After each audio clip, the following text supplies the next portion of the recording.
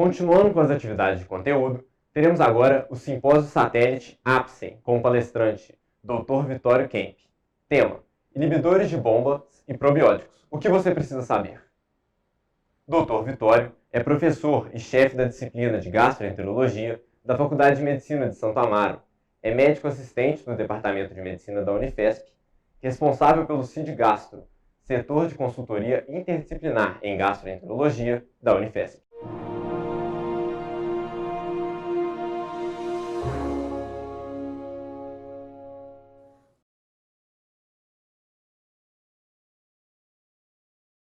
Olá, sou Vitório Kemp, gastroenterologista de formação, sou médico gerente na APSEM, professor de gastroenterologia da Unise, responsável pelo setor de consultoria interdisciplinar em gastroenterologia da Unifesp. Conversaremos hoje sobre dois assuntos bastante interessantes, o IBP e probiótico, o que você precisa saber. Começamos com o IBP. Essa história tem início em 88, 89, com o primeiro IBP, primeira geração de IBP. Essa medicação realmente foi um divisor de água, dado o seu controle nas doenças ácido dependentes, então praticamente quase que foi decretado o fim delas. Então, na primeira instância, ela era tão melhor em relação aos outros que acabou sendo indicada para basicamente tudo que sugeria ácido dependente, até colocando algumas pessoas na dependência dos IBPs. Mas o exercício, né, o uso mostrou que não era bem assim. Tanto que um trabalho brasileiro ratificou isso de uma forma bastante contundente. Mas o que estava acontecendo, então, né? O que a gente não estava enxergando? Isso começou a mudar de uma maneira bastante flagrante quando nós começamos a investigar mais profundamente as doenças, principalmente a doença do refluxo gastroesofágico. Então, começamos a fazer biópsia mesmo numa endoscopia normal. Então, pegamos fases iniciais da esofagite eosinofílica, cada vez mais diagnosticada, a dilatação dos espaços intercelulares, a impedância, o pH-metria, que somou o refluxo não tão ácido, uma manometria de alta resolução. Então, o próprio IBP, ele acabou levando-nos a conhecer mais a doença, e, por exemplo, do refluxo gastroesofágico, e ela passou a ser muito mais do que um problema do esfíncter inferior do esôfago, para nós termos uma visão sobrancelha sobre o que vai acima, motilidade esofágica e salivação. Então, a gente entende por que pacientes com BC, com esclerodermia, são difíceis de tratar, e o que vai abaixo também, como relaxamento e esvaziamento gástrico. Tivemos que ter uma visão mais completa, né? O mecanismo de ação dos IBPs todo mundo conhece. É interessante a gente ter em mente que o estado estacionário de inibição, né, quando ele atinge o platô, é mais ou menos no quinto dia. Então, não é legal falar que antes disso está resistente à medicação. Temos que esperar pelo menos 7 a 10 dias. Ele atinge 66% de platô. Se você, por exemplo, você quer insistir nesse mesmo e dobrar a dose, valeria a pena? Vale a pena porque você tem um ganho de 10 a 14%. Embora não pareça muito percentualmente, mas você tem um ganho que eventualmente é o que o paciente necessita.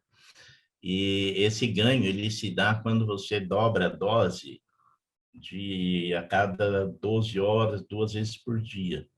Ele não acrescenta isso se você der as 2 cápsulas no mesmo horário. E algo também para nós termos preocupação é pela retirada da medicação, né? Você tem que fazer uma descontinuação escalonada. A priori, alguns pacientes que têm Helicobacter pylori não necessitam de tanto cuidado, mas jamais súbita, né? Existem vários esquemas, não existe um esquema de consenso.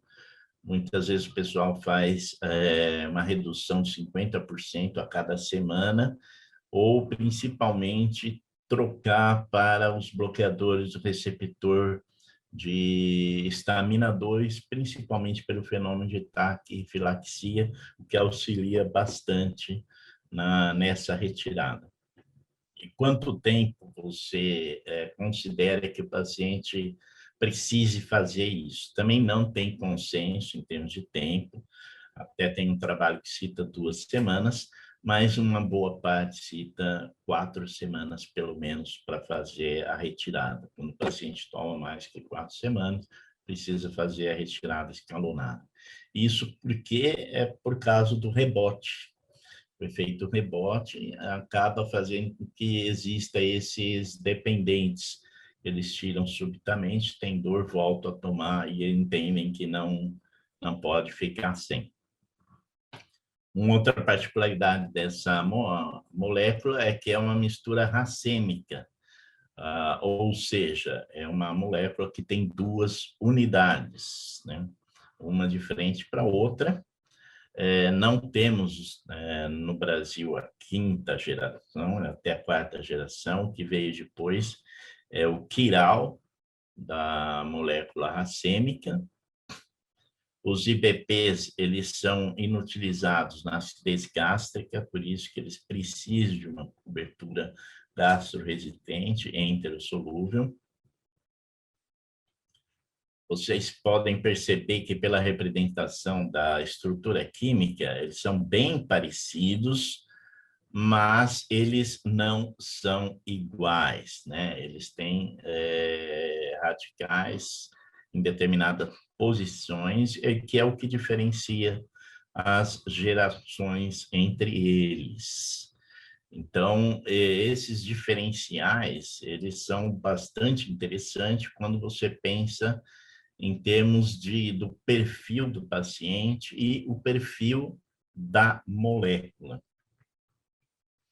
Falando mais especificamente sobre o pantoprazol magnésico, ele é o quiral do pantoprazol sódico, ele tem uma tecnologia Select Release System.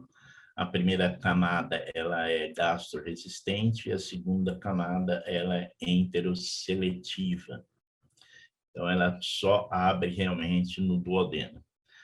O Inmiloc, ele tem um perfil farmacocinético linear, portanto, mais previsível e controlado. Uma absorção ao longo do tempo, uma biodisponibilidade menos variável, com ou sem alimentação. Vocês veem no gráfico a curva azul, ele tem um pico um pouco mais tardio, mas ele vai tendo uma absorção muito mais linear que qualquer outro, inclusive que o próprio sódio.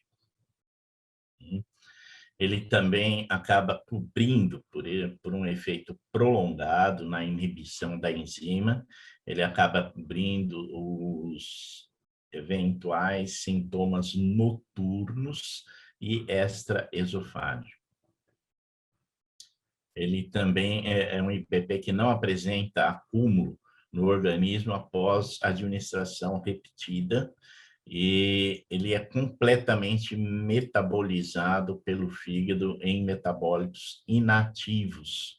Então, realmente dá uma segurança muito grande em termos de acúmulo de substâncias ativas. Normalmente, os IBPs eles têm uma incidência de efeito colateral menor que o placebo. Vocês veem aí que esse estudo de fase 4, menos que 3,5%, então é muito satisfatória. Aí existem diferenças entre os IBPs em termos de efeito colateral, principalmente na diarreia. Em relação ao sódico, ele tem uma cicatrização sempre um pouquinho maior, com algumas diferenças, mas sempre um pouquinho maior em relação ao sódio. O pantoprazol é o que menos tem interação medicamentosa. Vocês veem nessa coluna, ele é bastante seguro, cada vez mais a população envelhece, então normalmente já estão tomando algum remédio e isso deixa o gastroenterologista, o clínico, o médico em geral, bem tranquilo em relação à interação medicamentosa. Isso é tanto verdade que, no geral, no começo existia um pouco mais, mas atualmente, no geral, em relação ao risco cardiovascular, não é contraindicado o uso prolongado, um trabalho de 3 anos, e ainda as agências estrangeiras recomendam a utilização do pantoprazol com o clopidogrel. A gente sabe, um trabalho aqui nosso, né, que existem uma adesão bastante pequena conforme vai passando o tempo, e esse trabalho ele mostra que a maior aceitabilidade, ou seja, a gente pode pensar numa maior adesão em relação ao pantoprazol quando a gente faz a curva, cruza a curva, aceitabilidade e taxa de cicatrização em 8 semanas. Um dos motivos do efeito duradouro do pantoprazol é porque ele se liga em 2 cisteínas. Então, quando se liga apenas na cisteína externa, existe a probabilidade até do deslocamento dos agentes redutores do organismo. Quando se liga à interna, isso não acontece e vai até o fim da vida daquela enzima. Esse é um diferencial bastante interessante, por isso que ele tem aquele efeito prolongado. Os agentes redutores, e a recuperação da secreção ácida se dá pela ressíntese da enzima, que é quando você usa toda a vida dela, aqueles que fazem efeito por ligação na cisteína interna, e a reversão pela inibição da ligação de sulfeto, ou seja, eles podem ser deslocados durante o tempo em que está sendo usado.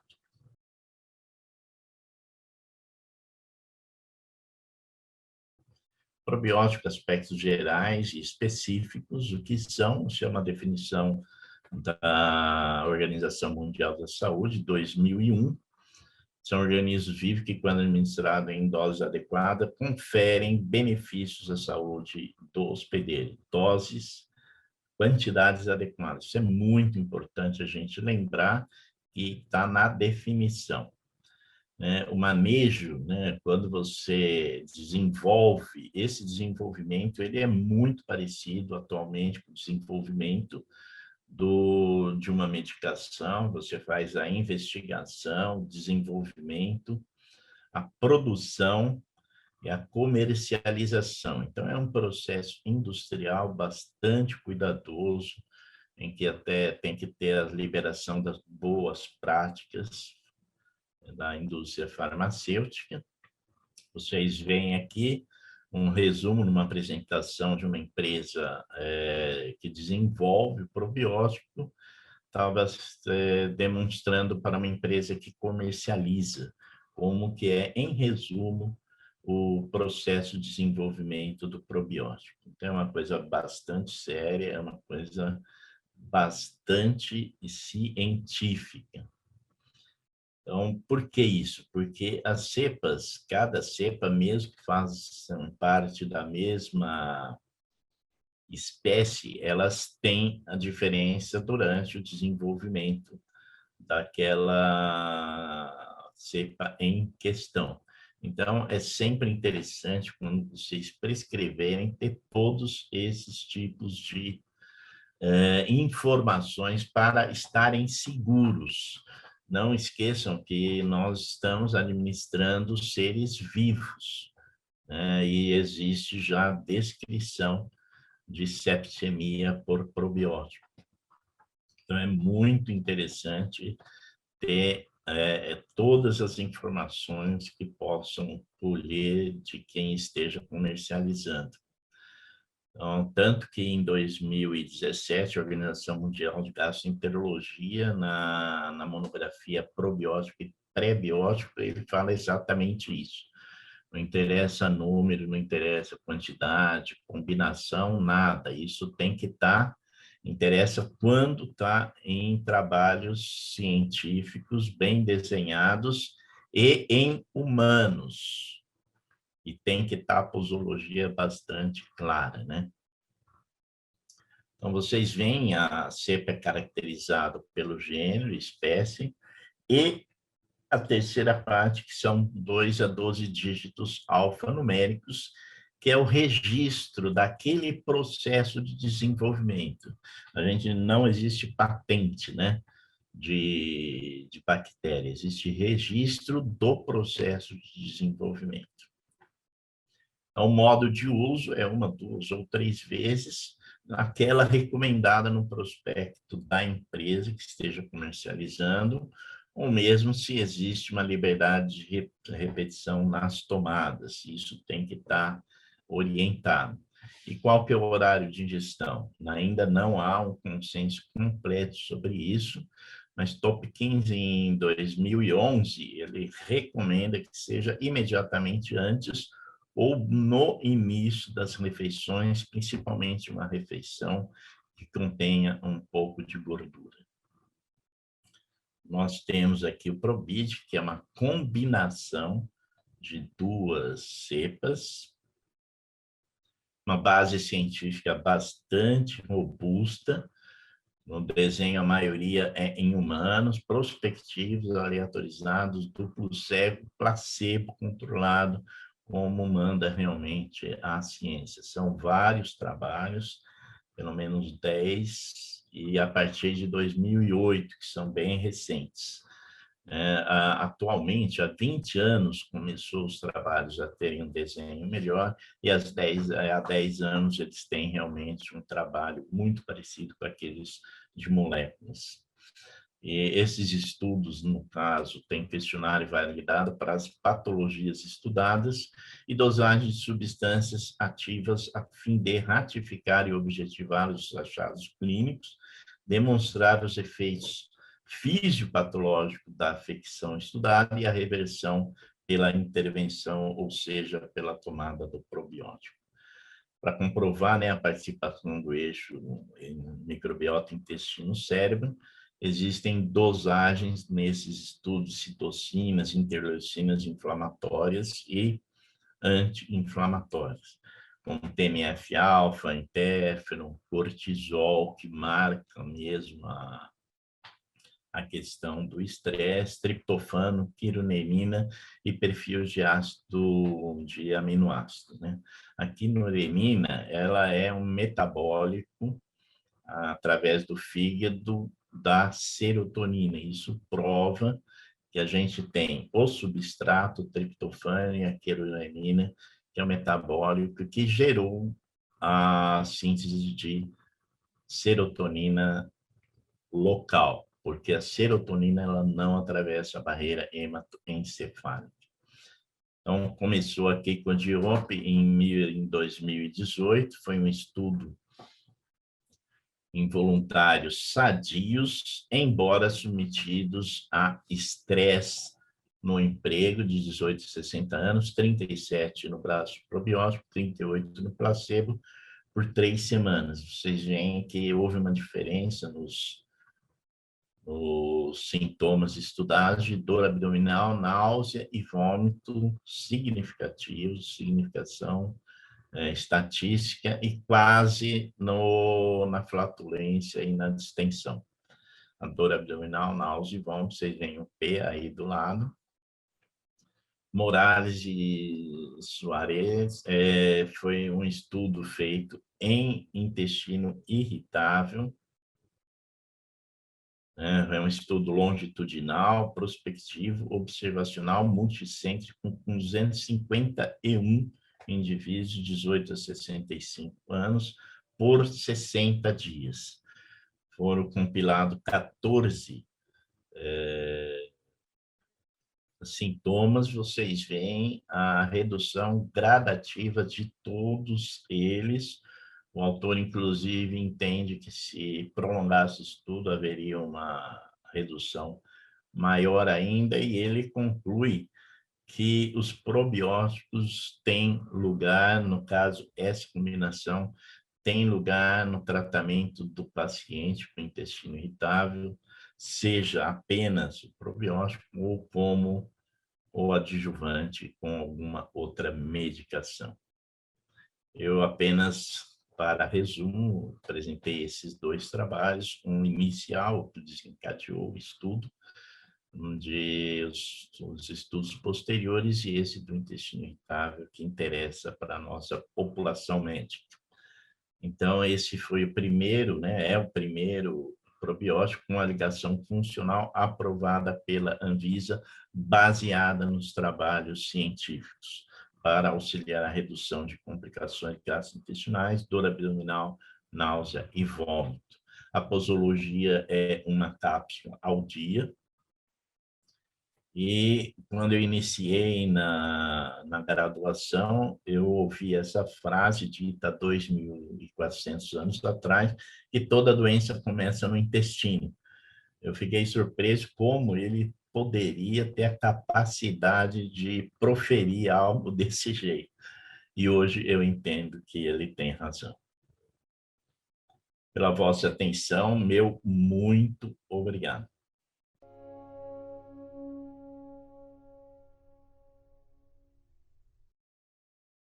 Agradecemos a participação de todos e convidamos para amanhã, dia 23, às 19 horas, continuarmos com as atividades do segundo dia do 11º Gastro Triângulo. Boa noite. Boa noite.